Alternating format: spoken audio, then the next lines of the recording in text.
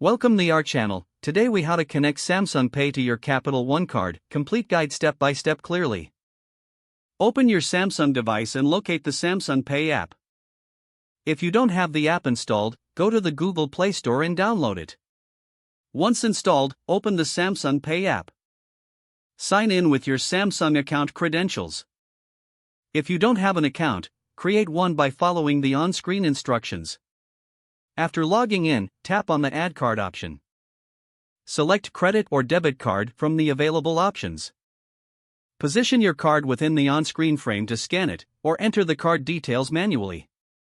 Input the required information, including your Capital One card number, expiration date, and security code. Tap Next to proceed. Review the card details you entered for accuracy.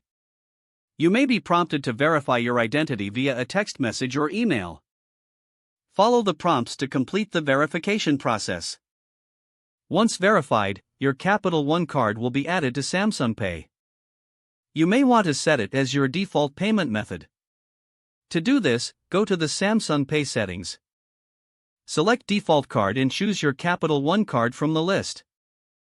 Now you're ready to make payments using your Capital One card with Samsung Pay.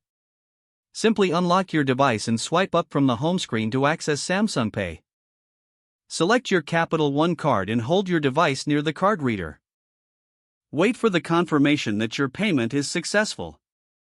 Enjoy the convenience of using Samsung Pay with your Capital One card. If the page does not load, refresh the browser or try again in a private or incognito window. Make sure you are using the correct email address, then retype it carefully to avoid small typos.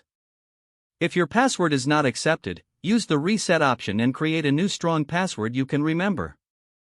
Check your spam folder for verification or security emails, then complete any requested confirmation steps. Enable two-factor authentication if available to improve account security and reduce unauthorized access risk. After signing in, review your profile details so your contact information and settings are accurate and current. Don't forget to like this video and subscribe to our channel for more step-by-step tech guides.